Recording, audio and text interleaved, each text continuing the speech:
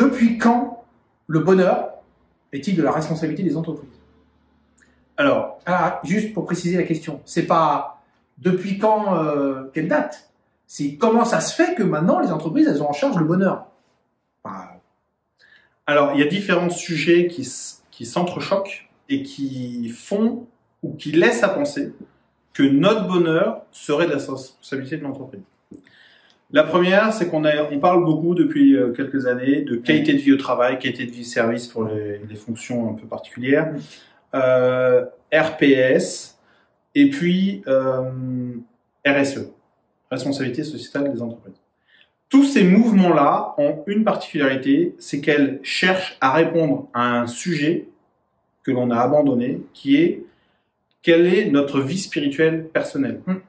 La question de la vie spirituelle, que vous soyez catholique, musulman, juif, hindou, que vous fassiez autre chose, votre vie spirituelle vous appartient et j'ai pas de débat sur la question de qu'est-ce que vous en faites, peu importe.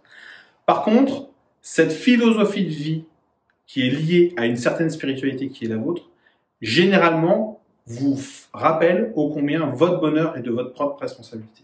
Ça, c'est un point. Et le fait de penser que Dieu, Leclerc, Intermarché va vous bénir un dimanche matin parce que vous aurez eu la possibilité de vous acheter ou pas, parce qu'en fait, ça vous renvoie au fait que vous n'avez pas les moyens de vous offrir ce qui pourrait soi-disant vous rendre heureux, c'est là où on fait le lien avec la spiritualité, emmène du coup une certaine frustration qui pourrait être liée à votre rémunération et au manque de considération que vous ne recevez pas dans votre entreprise.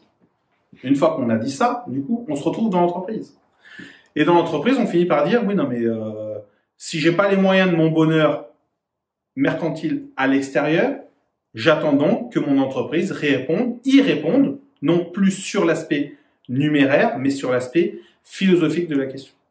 Et c'est là où finalement, on va avoir des problématiques de soi-disant qualité de vie au travail. Sauf que la qualité de vie au travail a rien à voir. C'est pas la joie du bonheur, ça a rien à voir. La qualité de vie au travail, c'est la qualité de l'organisation du travail qui permet au collaborateur de savoir qu'il a fait ce qu'on attendait de lui et qu'on puisse lui dire « good job, tu as fait ce qu'on attendait de toi et pour lequel tu es payé en plus ». Parce que demander à quelqu'un d'arriver à l'heure, c'est pas des risques psychosociaux.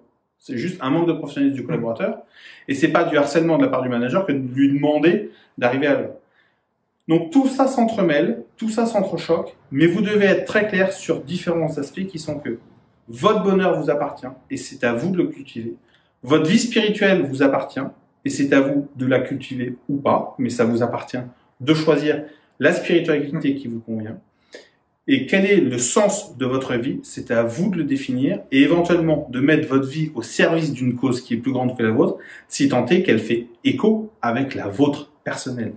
Donc tous ces sujets-là sont des sujets qui sont relativement complexes, qui sont relativement personnels, mais vous devez être extrêmement clair sur le fait que il vous appartient de prendre votre vie en main et il vous appartient d'être exigeant vis-à-vis de votre entreprise sur les sujets qui sont à sa portée et qui lui incombent.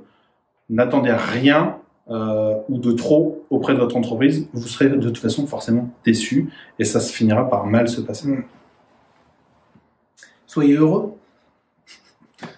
T'en veux? Allez, on arrête les bêtises.